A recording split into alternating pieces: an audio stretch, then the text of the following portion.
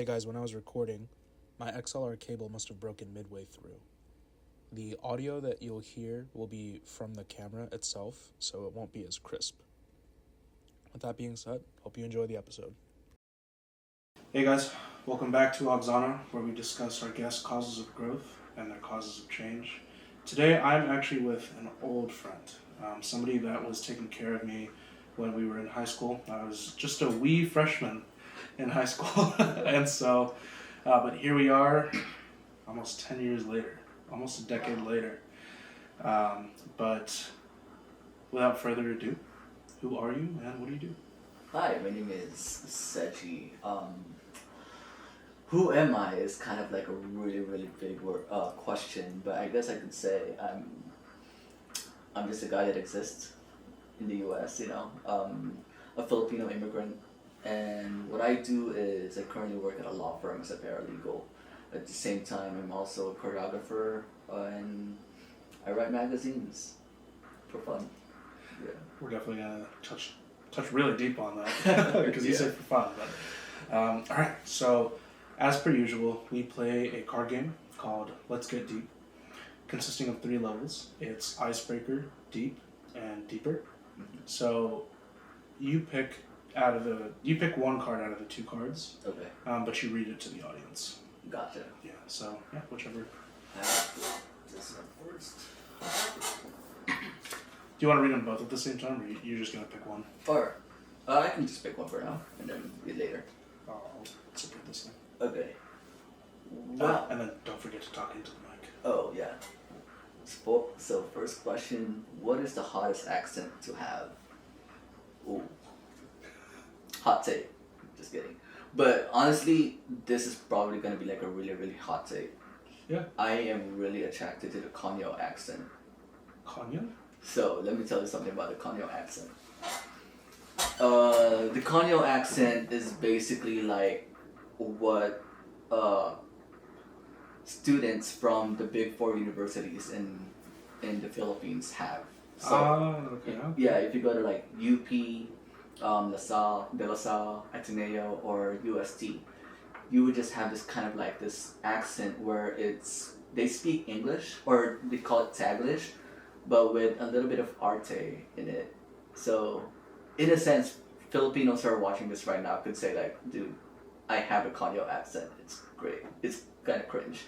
But whenever I hear someone just like talk in that Konyo accent, it's like this, they're really fluent in speaking English and they can enunciate a lot of things, but it has this like Filipino arte in it that I'm just kind of like, yo, wow. It's like, that's kind of cringe, but also at the same time, it's kind of hot. Okay. All right, dope. Yeah. I love it. Speaking of like Filipino accents, I found that like I'm kind of okay. So when I was working in the hospital or the clinic, as most Filipino nurses, or most nurses are Filipino or something, right? Yeah. I remember getting made fun of for speaking Tagalog. Like they'd be like, Colonia. Like I got like colonized. Yeah. And I was like, bro, like I'm trying. Like I get that I was born here and I still have like deep roots to my Filipino culture, but it's like you guys really you got a stunt on me for that? Like, all right, I get it. Yeah. But moving on to level 2. Okay.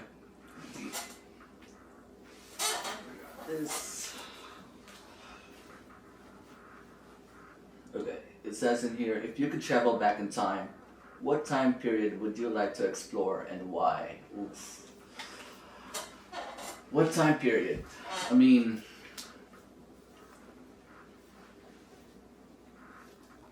in this question, would I be able to interact with the people that I want to interact with, or is it?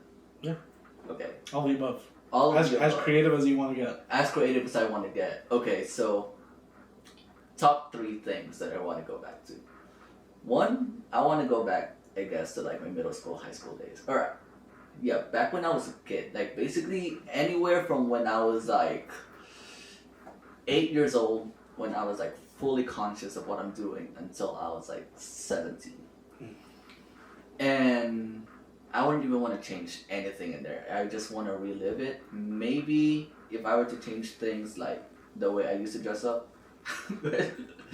But that's gonna be like literally my number one thing I want to do because one, it had working toilets, y'all. Like, why would I want to go back to the medieval era if there's like no toilets in there? It's not cool.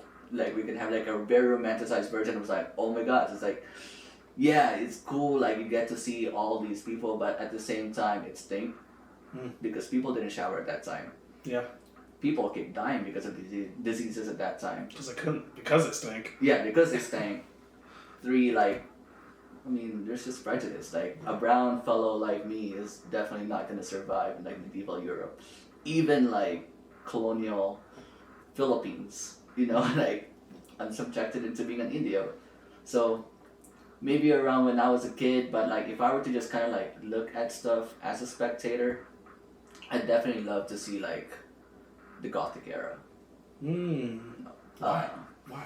I'm so curious now. Why? Yeah, so the Gothic era is just, I think the architecture and everything is just great. In terms of filmmaking and whatnot, I've gotten really inspired by Gothic expressionism or German expressionism, and just the aesthetics and everything like that. I was a really big Tim Burton fan, and of course, I'm guessing for a lot of millennials to Gen Z, Tim Burton is pretty much like our gateway to having that sort of dark Gothic, brutish aesthetic that we all just love. Like Nightmare Before the Christmas is such a vibe for all of us, and that whole entire look and vibe is just something that's kind of nice to look at, but definitely not good to live in. But I would just love to see it as kind of like a spectator and see how it is, you know. Top 3 would be Gothic era. I would say that would be like what? Early Victorian times, right? Yeah, I would say so. Yeah. Early Victorian. And third one would be. Give me a second. No, it's all good.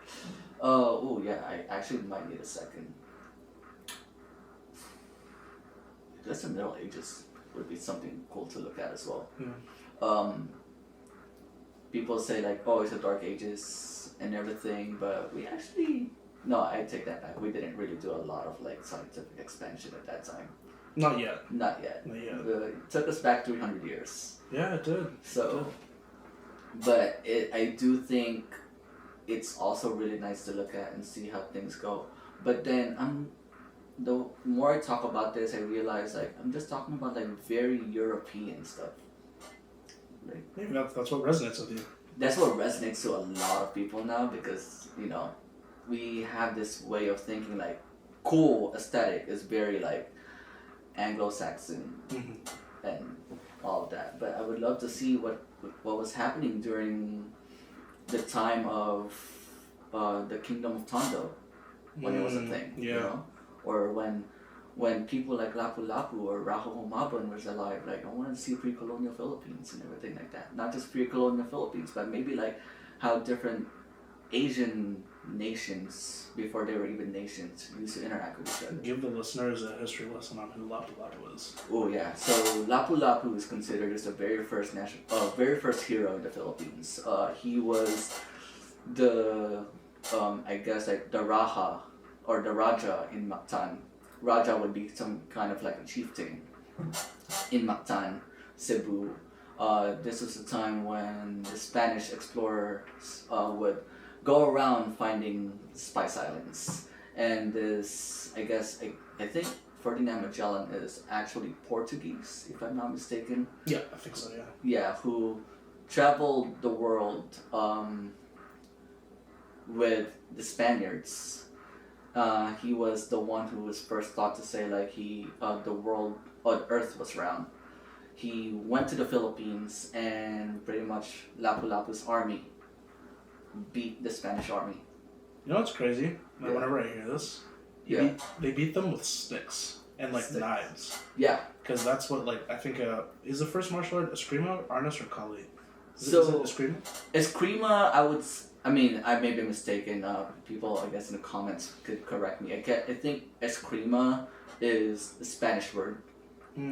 It was created by like it came from the word eskrima or something like that. Arnis and Kali would be more so kind of like or Filipino. Yeah, the Austronesian words. Yeah. All right. Well, yeah. The fact that they beat him with sticks. Like I literally just imagine like a Filipino Nightwing just beating Ferdinand Magellan. Like this guy's got like probably like a gun, like a saber. Yeah. And this guy's just beating him with sticks. It's great. Bamboo sticks. Bamboo. Well, like the rattan sticks. Although I mean, we also had like swords. You know, we had the kampilan, we had the kris.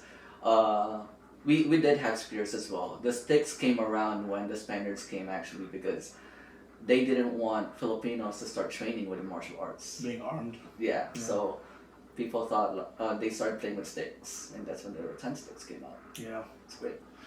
Amazing. Well, moving on to level 3. Deeper. Level 3. Alright. I'll just let you choose. Sure. What was a misfortune you experienced that turned into an opportunity? Oof. Deep. Really, really, really deep. I guess I could say back in 2020, biggest misfortune was I got out of a long-term relationship. It was a really heartbreaking experience. And it went to the point where, I don't know, like I guess I was still like really childish at that time. Like it really dawned on me, like I made that misfortune kind of sort of like my identity because it became kind of like really comfortable for me to be sad about it. And that's like the only thing that I could ever think about. Sad boy? I was a sad boy. Joji? Keshi? I was a millennial emo boy. Oh, okay. Just kidding. No, but that misfortune, that huge misfortune became like the biggest part of changing my life actually, because it's what drew me to thinking like I need to change something in my life, you know. So the moment I realized like this is not working for me, I was just stuck in bed, I was just crying, you know, being a sad boy. I decided, you know what, I'm gonna go travel. And I just picked a destination. I went to North Dakota with my friend, traveled for a week, and it just kind of changed my life at that point. And then I went back and I was like a new man in a sense. So I went and decided to commit into the Syde Project, which is my dance company, even harder than what I had prior. We did a music video, and from then on, like the Syde Project just went up and above, even way faster than I wanted it to be. But the success of it basically became a huge part of where I'm at right now. Yeah. So yeah. Let's definitely footnote that, because it's one of the big things I wanted to talk about, especially because it's always, we were in dance together in high school, and so like there's not like a jealousy because like I was never that good of a dancer anyway. But you were always like very passionate about it, like just not even just dancing, but passionate about movement. And we'll definitely we'll get deep on our terrible martial arts days. Oh yeah. When we were first training. Yeah. But my first question that I ask every single guest is, when you were a kid, what did you want to be? Ooh. When I was a kid, I've always wanted to be an astronaut. And of course, it's like, for me now, it's like reaching to the stars, you know, no matter how high you reach, you're never really gonna touch it. But I remember wanting to be an astronaut because I had this book, like this textbook thing. It's called Childcraft. And there was a chapter of it, or like this whole book dedicated about the solar system. And I've always been so fascinated about like space and everything like that. And the thought of transcending humanity from where we are at right now to traveling in space has always been kind of like this huge question of possibility within me since I was like a kid. You know, like we were able to step foot on the moon. So what's next for us as humans? And that was like the question that I would always ask my science teacher back when I was like 8, 10, or 8, 9, 10. My science teacher is like, I don't know. We will never know, but the possibility is always there. You know. So yeah. But so now that you're mastering crafts, now that you've gone essentially completely away. I mean, actually, who am I to say? Maybe you're still trying to become an astronaut. But now that you've mastered crafts and that you're older, what life advice would you give that young man? To my younger self, the advice I would give him is pretty much dream as big as you can. Life would always set you up with a compromise, and the bigger you put yourself in, or you want to put yourself in, the moment that life gives you that compromise, at one point you're gonna be like, you know what, it's not that bad. You know, reality will definitely hit you hard, no matter who you are. But as long as you realize, like, dang, I had really, really big dreams, and there are some points where it didn't go through, but where I'm at right now, it's not as bad as I thought it would be. Yeah. You know?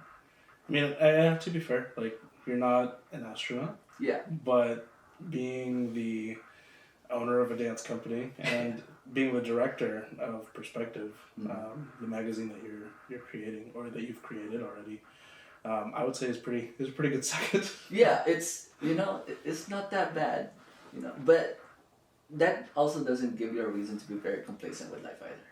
Yeah. Because what matters is the act of dreaming. Like, as long as you have ideals that you want to do to keep pushing yourself forward, that's the whole entire point of life. At least for me. Yeah. It's never really like I have this set goal in my life right now and that's the only thing I want to go through. Some people get to do that, and that's amazing for them. But there's a whole lot of us out there who don't get to become astronauts. Yeah. We just make do with what we have. Exactly. Or we find better dreams. We do find better dreams. Maybe even deeper dreams, like. One of the big questions I want to ask also is, for everybody listening, what is the Syde Project?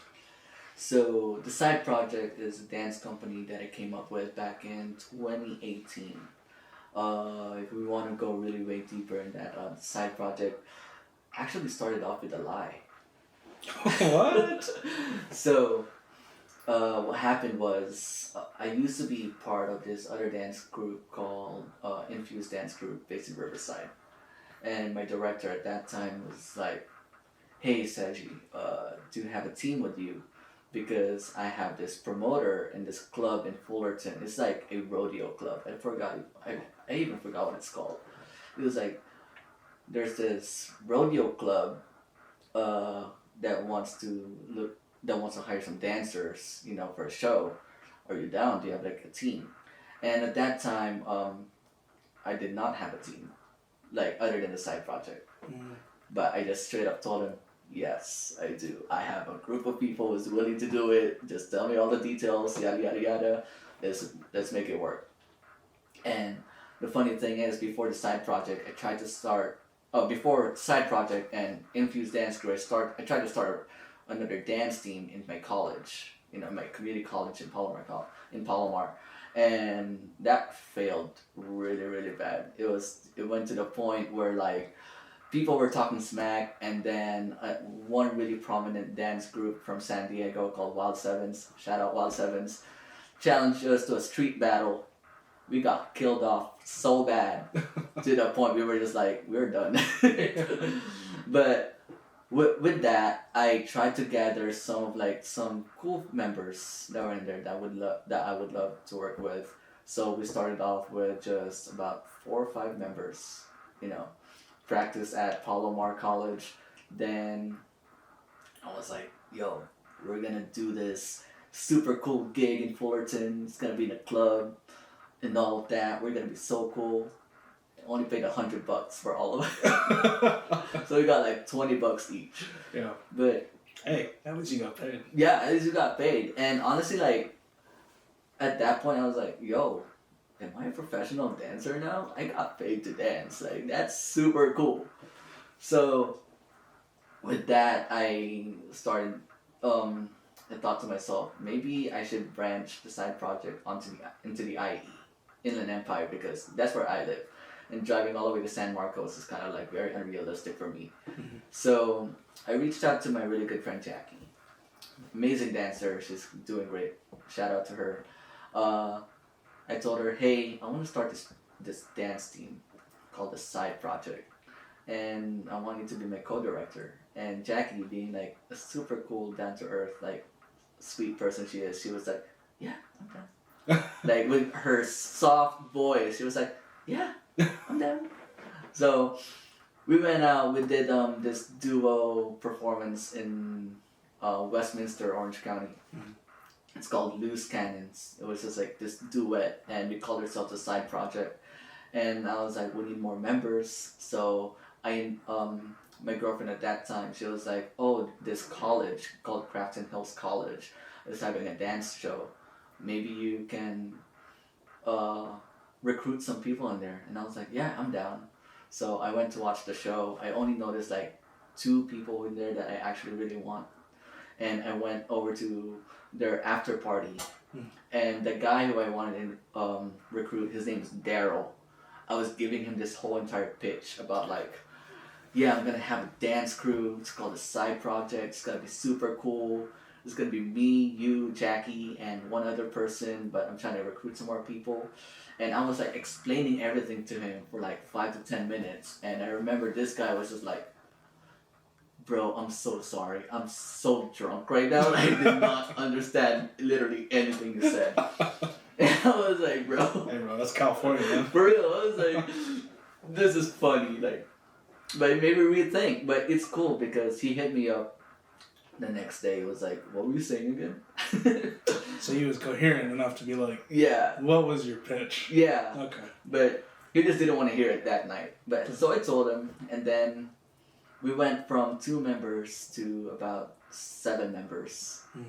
And it was cool. And then from 7 members, we had an audition to like somewhere around 20. It was like the biggest audition we had. Somewhere around 20. And then with those 20 members, we were dancing from, I would say, 2018 all the way till 2022. Brought that whole entire shebang. With that, we competed. We strive to be a part of like street dance culture because there's a huge polarized distinction between like being a choreography dancer and being like an actual street dance, like street style dancer, like hip hop, crump, and everything like that. So we tried to bridge that gap. That was like our main purpose as a dance group. And on top of that, we got booked to do music videos. And we produced sold out shows and all of that, so it was great. Yeah. Then I moved here in OC, taking a break from the Syde Project right now, but I'm planning on starting a new branch in here and having another show. Wait, so like you're planning to have like a completely different studio here? Yeah, because driving all the way to Riverside is quite unrealistic to me now. Yeah. So I'm partnering up with this owner of the studio called the Crossers. Met this guy, his name's Dennis. He's a dancer from Russia. Dennis, yeah. Dennis is super cool. Whenever I speak to him, he's like, sorry, my English is not that good. And I'm like, bro, I can definitely understand everything you're saying right now. Okay, you're good. And pitching him, hey, maybe I want to start a side project brand in here. It was like, I'm in. Let me know the details. I'm like, I'll let you know. So branching out from the IE to here, and then IE still good. Now I'm gonna move it here. Yeah. What are the biggest hurdles that you've had to overcome from starting? Because like, it is starting a company, but it's a creative company. Yeah. So what are the hurdles of essentially starting like this brand new agency to where you're like, dude, I need dancers. It's like, dude, I need to pay them. And like, dude, we need to have like gigs. Yeah. What am I gonna do? What are some of the biggest hurdles you've had to overcome? The biggest hurdles is definitely working with peers. And also at the same time, like trying to find a distinction between being a director, some sort of a leader, and a friend. Because my biggest mistake for being a director for the Syde Project was that, one, I put my emotions in the sleeve way too much. I'm not a very stoic person, and I don't ever want to claim to be a very stoic person. And at the same time, the line between that and being just a friend is very, very, very thin. So a lot of the times it's hard to gain respect from people, from your peers, because people are gonna be like, he's not gonna bring the axe down on me. Yeah. That, or like he needs me more than I do, or like he's just Seji. Like Seji's just this cringy guy that shouts a lot. It just happens to be my director. Yeah, it happened to be like I auditioned. Why? But trying to find that middle ground of like, hey, like we can try to work things out, and being able to resolve that was a big challenge. But it definitely also taught me how to have like tougher skin and how to lead people like the right way, with good integrity in a sense, and the way when people would talk to me when they have like business proposals and stuff like that, I always have to be like, put on that poker face, some zen. Yeah, not like as like sporadic or like as goofy as you want to be. Yeah, because I'm very notorious for being that. Yeah. And that's why I started delegating. I have like a manager now for the team. He's the one who's like doing all of the negotiating for the most part, because one of my biggest mistakes is like people downplaying our payment.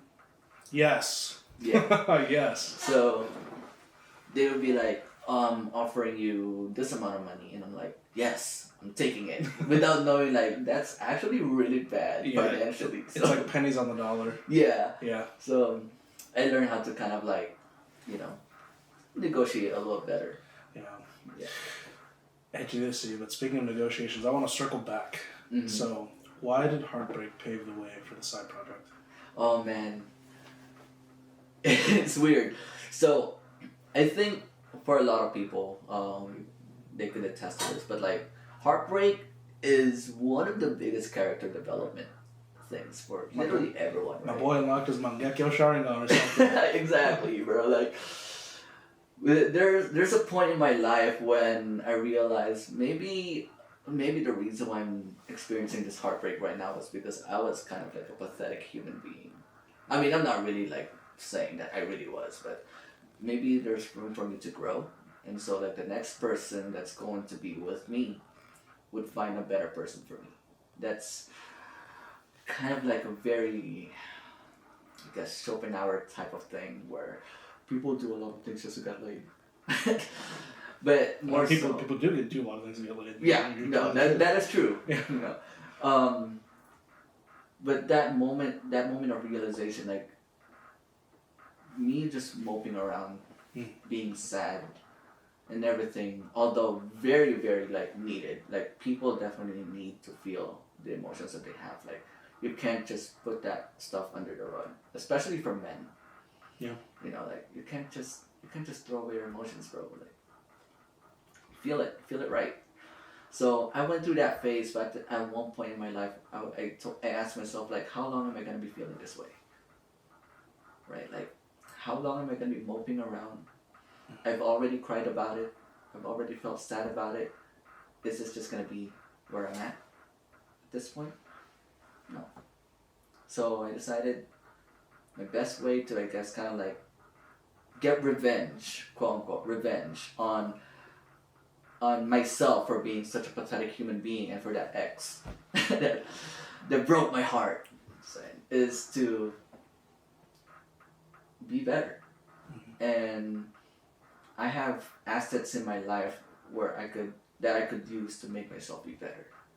And the Syde Project was already established enough for me to to push on with that, and maybe from there I could like find better different things, and this is where I'm at right now. Yeah. So yeah. And is that catalyst of the heartbreak and then the side project, you putting in 100% of your effort? Talk to me about your new venture, Perspective. Okay. So Perspective is something that's very, very, very separate from the side project, because aside from being a dancer, choreographer, like I studied journalism in college, and I also had this really cool hobby in photography. And originally, Perspective was just kind of like this cool name that I just thought of. Perspective with no vowels. Wow, so edgy. So aesthetic. But so goth. Yeah, exactly. But I originally thought like, oh, that might be like my photography name. You know, because people have different nicknames that they give themselves. But I realized like I already have another photography name. It's called like photography Instagram. It's called Open Hours. Literally like that name I got from like a sign from a coffee shop in Temecula that literally says open hours from Monday to Friday at this time. And I was like, that's the first word, so I'm gonna use that. But Perspective. Yeah, that photography name is tough though. It is. I've always cringed on the idea of like having my name, like my actual legal name, be like my brand. Yeah, I'm not gonna lie to you. Like when I was trying to come up with a company name, I was like, I just want to execute. So like literally, my company name is Deseo Media Company. But it's tight though. I guess because like it's not like Garcia Media Company. Yeah. Like, where it's like it's a very unique last name. Yeah, it is. And I get that, but I have the same like feeling where it's like, did I really just use my last name as a company name? But at the same time, I wanted to just execute. I wanted clients. I wanted to start the podcast. Yeah. So I feel like the immediate cringe of like, I can't believe I just did this. Yeah. that was me. But maybe like later on down the line, I'll be mature enough to be like, you know what, like actually my name, like having a name for yourself is actually good, like using that as a brand. But Perspective came out as kind of like this thing where my friends and I, who are photographers, I was like, hey, I want to do like this little photo book because I saw people making zines on the internet, and I was like, let's make that. So we decided to do that, and it started off as calling it as The People Perspective. And then it got shortened to Perspective. And then I realized like, doing photo books is cool, but what if we try to make it a little better? So I studied journalism, so I would just go out and write about people, interview people, like not in the cool podcast form, but kind of like written form. I think yours is cooler, if I'm being, because it's like, this is like long form, so it's like long conversations, but like I've seen some of the videos that you made for Perspective, and it's like, that's for one person? Bro, no, I mean, it's also a huge shout outs to my friend Jacob. He's my media guy too. Gotcha. Yeah, so he trained me in a lot of things that needs to be done, but in terms of like the production and everything, that's pretty much him. Now in terms of like just the magazine itself, like writing everything or like meeting people that needs to be met, and all of that, like that is pretty much just something I did out of passion and boredom. I was so bored during the pandemic. I decided to interview people for fun. Yeah. And decided to do a magazine from that. And I guess like 4 volumes later, we are now hosting events. Yeah. In OC. Yeah. Like, I mean, a lot of things happen in between, but that's pretty much what happened. The natural order of things. Natural order of things. Yeah. What are some regrets that you've had in the past times that we haven't seen each other? Some regrets that I had. I wish... In the decade that we haven't seen each other. In the decade. Oh man, that's a long time.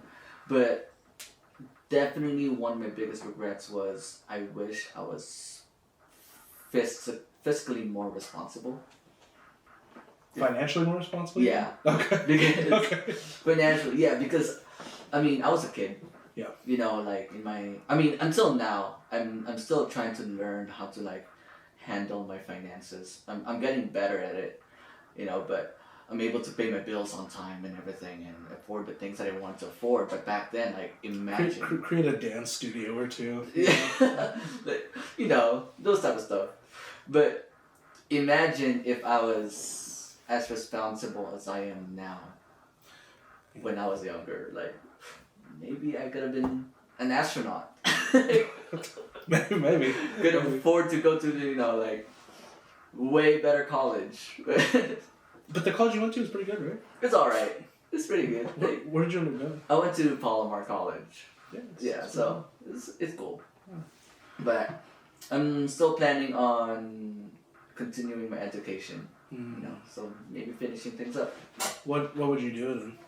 Would you do like BA or like finance, since it's like already you're already like the director of a company. Well, like you have a company and then you're you're the director of them. Well, no, like you have two companies. Yeah. And so is this not the natural order of things to like just learn finance?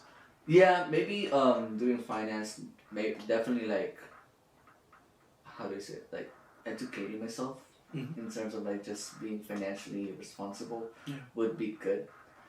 But my problem is I hate talking about money. Really? Like... Well, let's talk about it now. Well, I mean, like, in terms of making money, you know, like, for me, for some reason, it just comes. You know, I can tell you, like, oh, this is what you can do to make money. That's cool. Like, we can make that money, and then I have the money, and I'm like, all right, now we have a lot of money. What do we do? What do we do with this? You know? And I'm like, I tend to be like, oh, Jollibee sounds really good right now, so let's go to Jollibee. But of course, like, there's always that, oh, make the money go around, invest, and stuff like that. Invest in your company and do this. And I'm like, okay.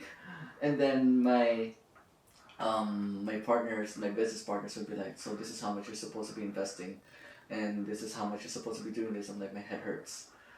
Can you guys just do that? You know? I gotcha. Yeah. I disagree with you though, because I do think that if you flex the muscle, I mean, to be fair, like, I get the delegation part. But, like, when you flex the muscle of learning how to do it yourself, like, they will absolutely look up to you and be like, all right, what do we do now, boss? Like, like, you are still, like, the owner, or, like, the CEO, the owner, the director, you know, whatever title that you want to ascribe meaning to. Yeah.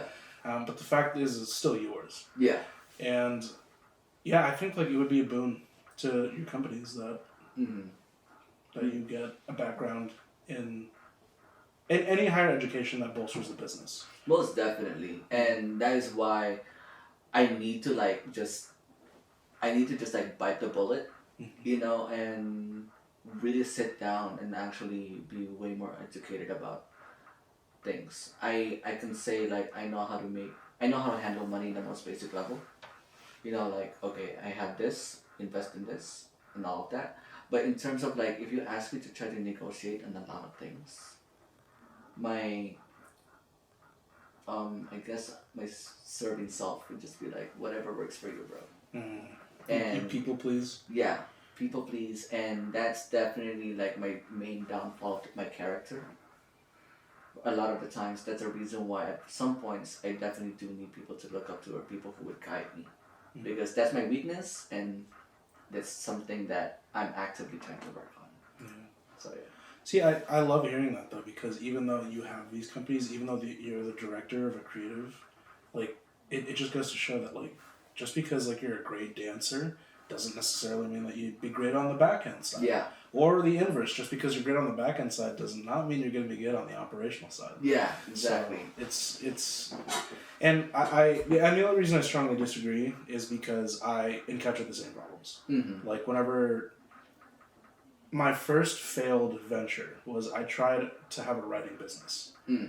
Bro, I took on 3,000 pages to write for $1,000. Oof. Yeah. Yeah. That the math was not mathing. But to me it made sense. Yeah. For whatever reason. Because you're like, I have a happy client. Yeah. Right. It was the people pleasing. Yeah. Obviously, like, I shot the bed on the writing business. But it led me to the other ventures like real estate, the media company. But how are you honoring your current path currently? The way I'm honoring my current path, really good question, but right now, like, I'm just being consistent with it. You know, that's just the only way for me to keep with it. I keep just doing the things that needs to be done, so the company would move forward. You know, there are times where it gets really difficult, and that's the reason why I delegate people who I really trust. Yeah. You know, if I'm really weak on some things, they're the ones who's gonna pick up the slack for me, and they're the ones who's gonna guide me and be like, "This is what you should do. This is what you can do." Yeah. Boss, friend, you know, and I'm like really really grateful for that. Yeah. So, at the same time, I try my best not to lose passion for it. There are so many instances where I could just say to myself, this can be my full time. You know, the side project in dancing was a full-time job for me for the longest time. But there's a reason why I decided to go with the corporate world for a minute while taking a break from that. It's because I started losing passion for it. And the moment I lost passion for dance, especially it being like a creative thing, you start making crappy work. Yeah. And it shows. It definitely shows. Like, you're just not inspired. You're just there to do something, you know. That's something I'd never want to happen for myself. Yeah. So I'm okay with having this 9 to 5 or 8 to 5. I mean, it's a pretty cool career, so I don't mind it. But at the same time, it gives me something to look forward to when I'm off the clock of that. You know, I can just turn off I can just take off my suit and tie and be my authentic self and be who I really want to be. Wear them street clothes. Exactly. Bucket hat. Yeah. And I don't even dress like all street anymore too. Like back, even compared to back when I was a kid, you know. But yeah, I get to keep my passion, and I get to look forward to the weekends because I already had a crappy weekday. You know. Yeah. Yeah. What comes next? What comes next? Well, what comes next is I'm hoping to find my passion again for this. You know, fully. And once I get that, I can just quit my 8 to 5 and go 100% on this again. You know, like not just being a choreographer, but having perspective in general. Once that happens, I guess that's where I could find, hopefully, like, real happiness or joy to myself. Right now I could say I'm pretty happy and joyful, pretty content. Well, of course, like, success is still huge, like a long way to go for me. And I'm hoping that's for you as well, you know, or for a lot of people out there. There's never a finish line for it. Yeah, that's a secret sauce to life. Exactly. I think it's interesting that you felt that you kind of had like that same revelation, because I remember I told myself like, oh, when I land my first client, or like, oh, when I buy my first property, oh, when I have my first rental, like magically the world will like be malleable and I will be like the best I've ever been. And I realized that like it was not at all. Yeah. Life just kept moving on. Yeah. Life became a little easier for sure, but life kept moving on. The train is never stopping. Exactly. And I love that that's what's next for you, bro. Like it's such like an honest reflection. Yeah. Too, because it's like, nah, dude. Like this creative company, love it. I was getting tired of it. I'm getting burnt out. So I'm gonna get a corporate. Yeah. Let me do what I studied for, and I love how you're not like giving up on it either. Because like you're still doing it, but you're giving yourself time for a break. Yeah. And I think it's that quote. What you are good at, you become a slave to. Yeah. And is that essentially what was happening? Where you're like, oh, I'm not loving this anymore. Exactly. Most definitely. That's why I stopped dancing for a while. You know, I stopped being more competitive. I stopped battling. I stopped going to these competitions because, snap, like, I just hated it at that point, and I do not like that feeling. Like, imagine hating something that you love to do. You used to love. Yeah, it's just sad. Yeah. So I need to step away from it. I need to find something that's a little soul suckier than what I love, you know. So some cognitive dissonance. Yeah, definitely. Yeah. Earlier we were talking about it, but I wanted you to share your viewpoint on the philosophies that you're into now. Mm-hmm. Specifically because we both love everything everywhere all at once. Yeah. Yeah. Let's go deep on that. I want to talk about it. Oh man. So right now I'm very subscribed to Sartre's philosophy of existentialism. Basically, I mean, I can be corrected, but the way I describe it is kind of like just pretty much finding your own meaning in life. Sartre saw like Nietzsche's nihilist philosophy stating that there's no meaning in life. And Sartre went ahead and said like, well, since there's no meaning, you can make your own meaning, right? Like nothing matters. This, like the moment that we're having right now, this podcast right now, when the mom from that movie and the daughter were hugging each other in that parking lot, and she said, "Nothing matters." That moment right there is what mattered to them. Yeah. So everything I do, like every single second that we experience in life, in this short life that we have, is something that we could put meaning into. That is the reason why I'm, like, mental wise, emotional wise, like that's what's drawing me to a little bit more happiness. And the reason why I love Everything Everywhere All at Once is because it touched on that. It touched on nihilism, existentialism, and absurdism. You know, like Jojo Tabaki is like the main like symbol of absurdism right there. You know, that little bagel, that circle of life with a hollow end, like you just go around in this circle of life with no meaning into it, so why even decide to live? And she wanted to unalive herself that time, right, in that movie. And the mom is the main example of nihilism, and Wayman is the guy that embodied existentialism for me. And also, Wayman is the type of guy that I look up to as a man. So yeah. Why? So people like. Oh, hold on. Yeah. Give a quick breakdown on who Wayman's character was. Oh, okay. So, in the movie, Wayman, I forgot the actor's name. I actually forgot too. Yeah.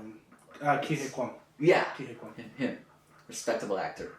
Amazing actor. But his character played as the dad or the husband in the movie. He played two characters. One, Wayman, who's just kind of like very empathetic, very nice. The typical nice guy. Typical nice guy. The type of guy that a lot of people would not think is like the manliest. You know, because like we, at least especially here in the Western world, like we definitely have a huge appreciation to like the alpha male. Yeah. Don't cry. Yeah, you're don't a lesser cry. man if you're less than 6 foot. Exactly. Yeah. You have to be making 6 figures. Exactly. But he's a total opposite of that. Yeah. Like, Wayman he's just a kind dude. You know, he lives his life as kind of like just this man who navigates through everything. And sacrifice for his family. Exactly. With kindness. Like, he has his values on lock and everything.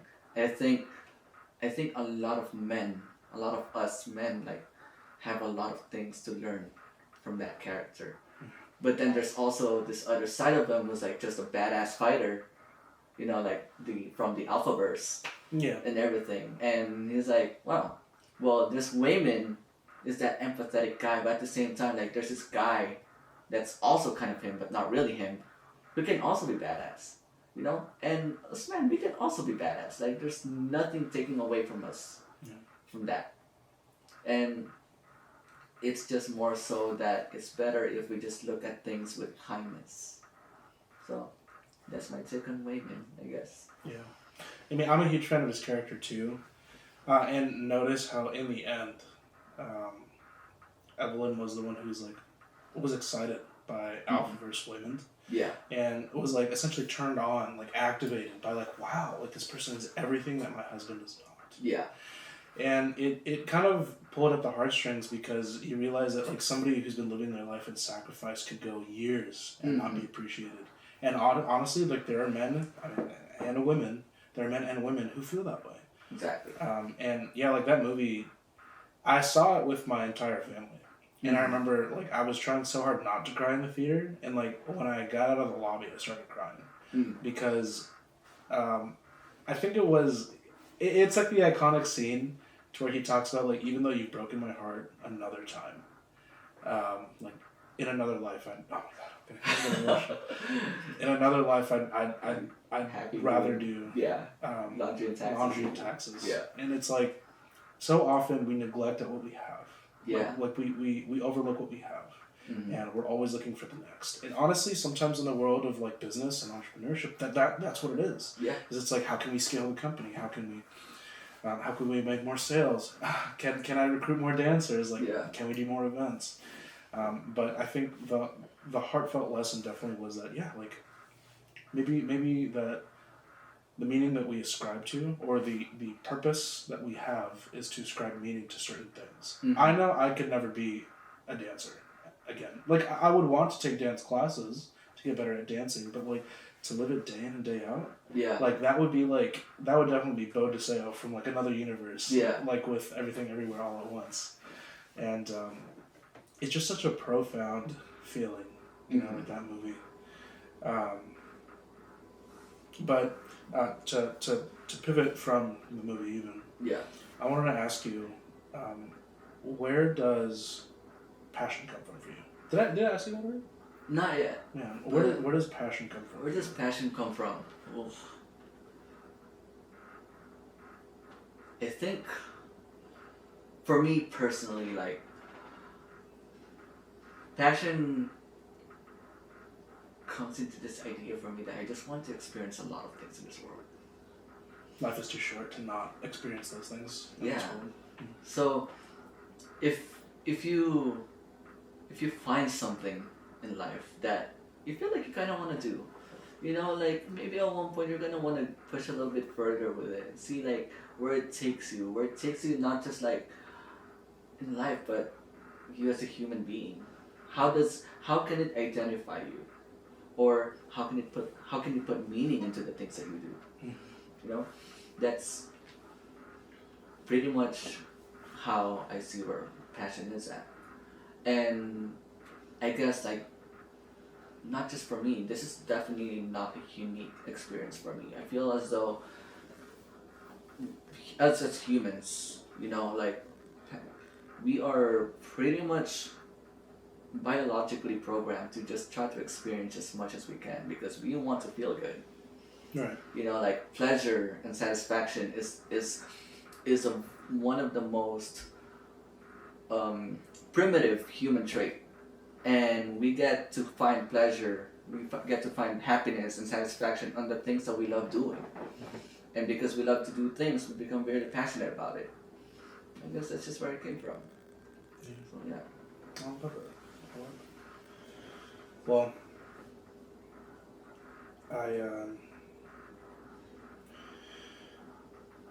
one of the things that I actually wanted to ask you too, especially being so far apart for a while, is what is one thing that you want to do before you die? One thing I want to do before I die. Or not even like one thing, but like what are like activities? Or, I'm sorry. Let me reframe. What are experiences you want to have before you die? And it could be like walking on the beach in Paris or something. Yeah. I guess this goes back to me being an astronaut. You want to be an astronaut? Maybe not necessarily be an astronaut. Maybe I could just be like, you know, some tourist to the moon. You know, I want to be able to see Earth from outside.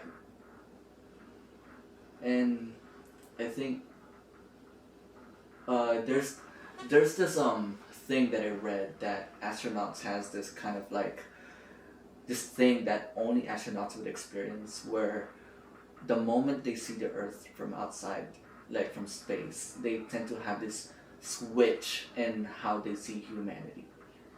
They just tend to have like so much more love with people. And I want to be able to experience that. Like that's something that's very, very unique for them.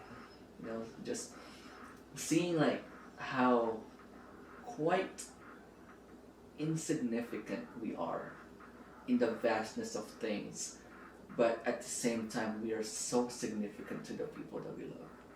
Yeah. Is definitely something that's gonna be like a change of perspective.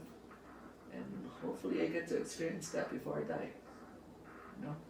Yeah. It'll be great. It'll be great. Wow. Well, I think that's a pretty good spot to introduce closing thoughts. Yeah. I think very well said, brother. But yeah, do you have any closing questions or any closing comments for me?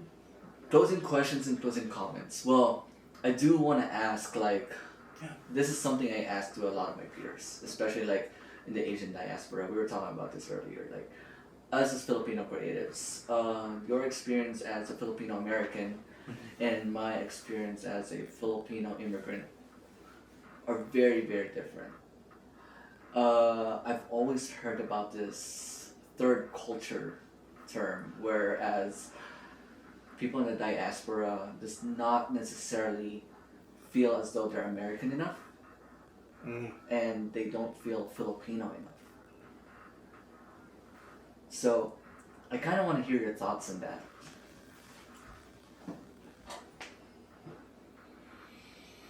I think it wasn't until I joined the military that I felt American. I think when you sign your life away and you say like, yeah, I'm willing to die for the country, that's like the most extreme potential, right? Yeah.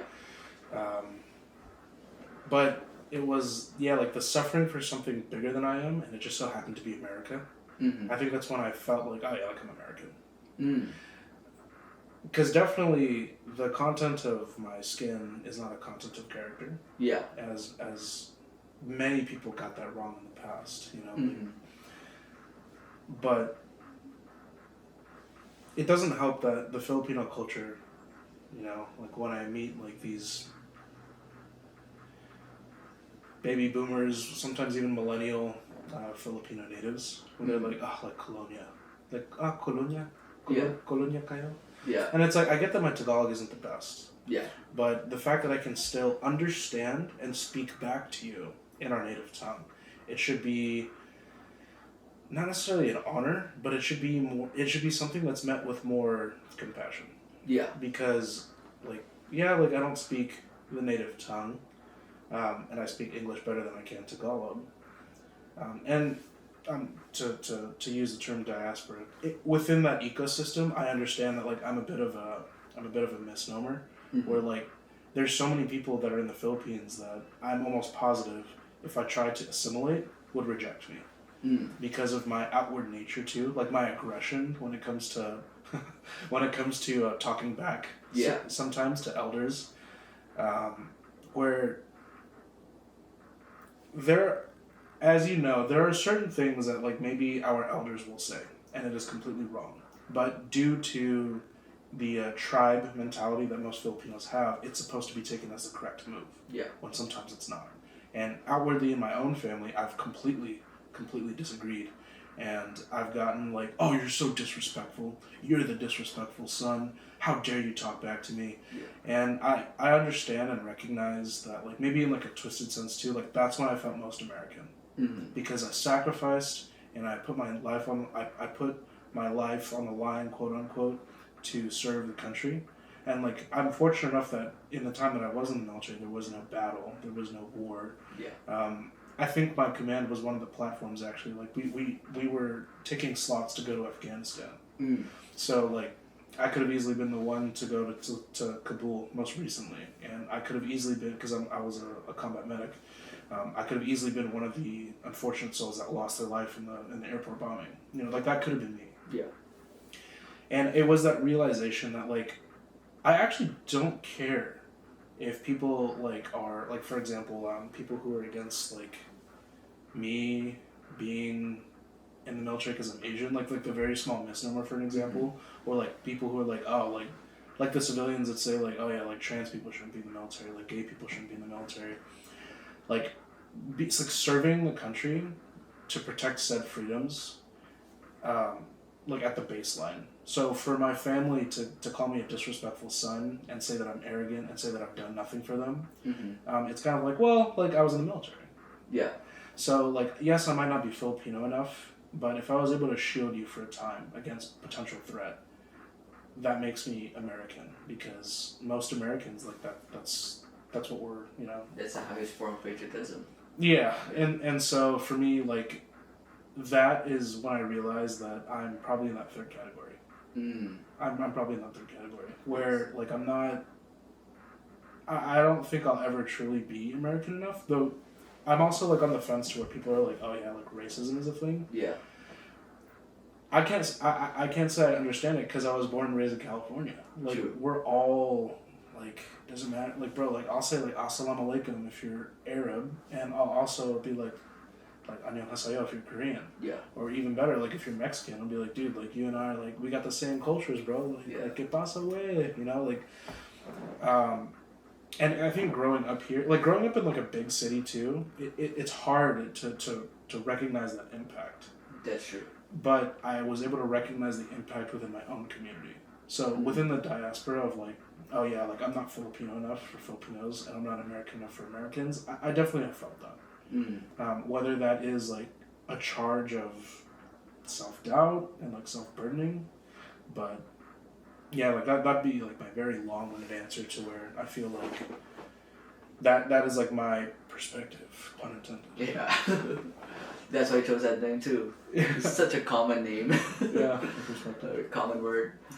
But that's very interesting. I never really heard that stance coming from like someone that came into the military, you know. Yeah. Because a lot of the times whenever I speak to Filipino Americans, especially like the more progressive, you know, Filipino Americans that I know, they would say, oh, I'm not American enough because I'm not white adjacent. Okay. You know, and for me, it's kind of something that I need to still try to understand, because what exactly is, for me, like what exactly is American, right? Like me moving here, living here, assimilating into the culture, I thought like, oh, that's kind of like an American thing, until someone came up to me and be like, you're not American, you know, like you're still a brown-skinned Asian that just happened to live here across the salt. Yeah. I was like, oh, okay, I guess. But then like I would hang out with like more like people who have like very different perspectives, no pun intended. They would say like, no, that's like the most American thing. Like people, like the United States of America is literally like the place where people immigrated to. Not like literally everyone except for like, the natives immigrated to and built this country. That's like that. And I'm still kind of like in the sense of like trying to learn things, and at the same time like my nationality is still Filipino.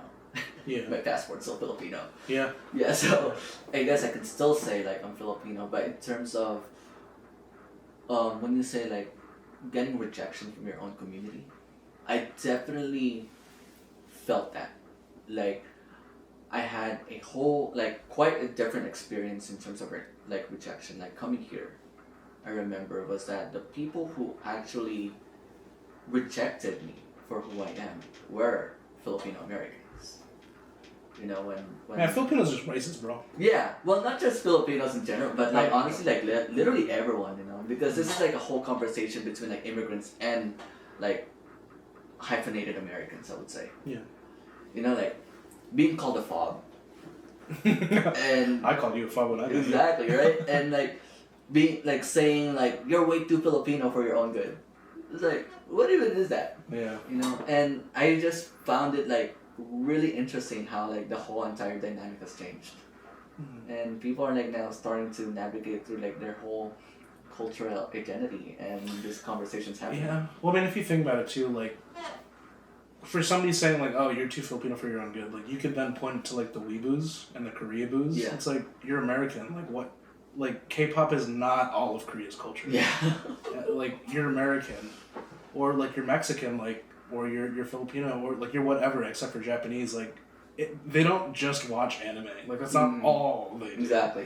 So yeah, like I think it's very valid points. It's cool. Wait, didn't you grow up in Japan too? No. Who's the one who grew up in Japan? I remember. That was Randy. That was Randy. Oh God, Randy. Shout out to Randy. Randy, bro. if you stumble across this, bro. Yeah, like shout out to Randy. Shout out to JD. I recently just talked to him. JD? Yeah. Oh, I'm about to visit him tomorrow. Jamar. Yeah. Yeah, JD. Yeah, dude. I mean, I saw him when we were both in the military. Like I saw him for Jollibee. He was 3 years in the military while I was still like a year and a half. Yeah. And that was a great meeting, you know, like where he was still like super gung ho about the army and stuff. Small world. But yeah, we met in Virginia Beach. Cool. At Jollibee. Yeah. So he drove 3 hours to come see me. Nice. So that's awesome. But what I love about JD too is knowing him, he would have driven 3 hours just to eat Jollibee. Yeah. So the fact that he's like, bro, like you should just come meet me because I'm going to be there with or without you. Yeah. Like that has like a power to where it's like, all right, bro, like I'll be there. Yeah. Like I respect that. It's super cool.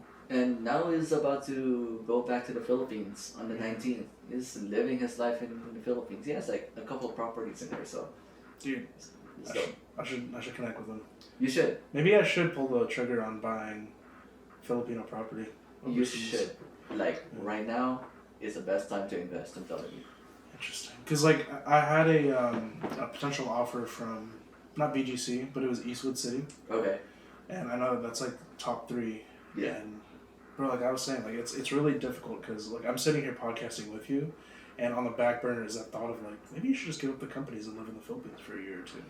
Well, do not give up the company for sure. Yeah. But live there and maybe further a company there. It is possible. That'd be great. Actually, what's crazy enough, and maybe this will be like a diary entry, but apparently, like I have a connection that can get me to podcast with Tony Gonzaga. Like she it's used like to be my neighbor. What? Oh yeah, because you lived in Rizal, right? Yeah. Dude, that's crazy. She was so pretty when I first met her. I was like 11. You don't think she's pretty good? Well, I don't know what she looks like now, but I remember thinking like, oh my God, you were so wow, this pretty. is Tony Gonzaga. Yeah, she was at our clubhouse, and I remember the only thing she said was, hello, kapitbahay niyo po ako. Oh. It's like, I'm your neighbor. I love that. Okay. I love that. Yeah. Man. Yeah, Americans definitely, we don't do that. You know, like you move in and you're like, what's up? Like, yeah. Alright, It's leave me alone. Yeah. Let me make sure there's huge hedges between us. Yeah. Like there's, like the Eastern and Western community is something that's a whole other like subject we could talk about. Oh yeah, most definitely. But I know we're like in the closing remarks. I do just want to add about Tony Gonzaga. And I'm dropping names, but okay. Just one experience before we close things out. I remember when I was a kid, like every Christmas season, I used to love, like my friends and I used to love going to their house because they would have like this really huge house by our neighborhood, and we would sing Christmas carols. And every time we sing Christmas carols, we would see like her maids or like her sister would come out, and they would give us a lot of money. Wow. Yeah. So we would call it the Tony Gonzaga house. Oh my gosh, that's amazing. Yeah, and that would be like always our last destination whenever we're doing like caroling sessions, because that's where the money's at. Yeah. Gotta survive, you gotta sing. Yeah, I love that because, like just recently, and I'm sure it'll come with time, but I was able to work with Happy Slip. Oh snap! Yeah, throwback. Yeah, and like I like kind of confessed, I was like, yeah, you were like my YouTube childhood crush. Yeah. Maybe that's why she added me and followed my company and stuff. Oh wow. Maybe just like that, like truth. Yeah. But yeah, like it was super dope to be able to see her. She's actually a Virginia Beach native. Really? So yeah, like my startup's in Virginia Beach, but I didn't know that she's from Virginia Beach. She just, I guess, goes back and forth, or she moved here for college or something. Okay. But yeah, like shout out to 8 Media, like my mentor Kuya Brenner, like for hooking that up. Like without that experience, without me meeting you as a mentor, Brandon, like I never would have been able to have that experience. And shout out to Have a Good Day Studio also, out to Ethel for just arranging that. But yeah, like I was able to work with Happy Slip and just like we were DMing, like I was DMing Happy Slip. It's like, yeah, bro, like whenever you're ready to podcast with me, like let's make it happen. And it was even she went even further to say like, yeah, like, you know, if the timing is right, like maybe you guys could cover my comedy shows. It's like, dude, your comedy shows sell out. Yeah. So like that would be a huge honor. And it's definitely like one of the moments to where it's like, I mean, not that I'm like trying to like, all right, like I got Happy Slip, now I'm going for like Kathy Nguyen and then AJ Raphael and then Jesse Bruner, like that whole like triad. Yeah. To me, it's just super dope to know that like she acknowledged me. Yeah. Like she's been a content creator for years. Yeah. And the fact that she was like, yeah, bro, like I'll hop on your podcast is like, that's so cool. Insane. That's insane. Christine, so don't forget to put on your Happy Sleep. I love that, bro. I love that. Yeah, man. Just want to say it's really great, like catching up with you and talking to you. I mean, I know I did most of the talking because I'm being interviewed, but yeah. I mean, as you know, I'm usually pretty quiet. Yeah. But our conversations are always like this. It always is, and it literally doesn't feel like nothing changed. Yeah, nothing. Yeah. Changed. We're just less cringy, but yeah, the cringe made our personalities way better, though. Yeah. No, I don't know. Actually, yeah. I mean, 10 years ago, like, oh my gosh. No. We were pretty bad. We were bad, but the way I see cringy things now, honestly, like, the cringier the person is, the more I would see like, oh, that person's gonna grow up with a way better personality. I mean, I hope they're not cringe when they grow up, but you know, I mean, like if you were just always a cool kid from when you were growing up, like we grow up just having like a cardboard personality. Yeah, I say. I feel that. You know, like lack of uniqueness. Exactly. But no, like I agree with you, bro. Like I mean, and as you know, like if ever we were able to hang out like even longer, like the cringiness would come out. Like you'd be like, bro, please stop, like stop, bro, stop. But yeah, like I was like that with my military buddies. Like they literally call me the king of cringe. Oh man. But that's because like whenever I'm with my closest homies, like it just comes out. Like, it's like, I can't help it. I'm just like really cheesy. Yeah, and I'm homosexual too, so it's like it's even worse now. Yeah, but you're comfortable. That's the best part. Yeah, you're comfortable with your people. It's like comfortable and the confidence. Exactly. These guys are my tribe. Exactly. And like I said, bro, like it's. I mean, I would count you in that, where it's like, even though like we're splintered off and obviously we've commandeered our own different tribes and created different tables in different lifetimes. Mm-hmm. I can always look back at times like this. Yeah. Very fondly, where it's like, all right, bro, like let's not make it a decade this time. Exactly. You know, so.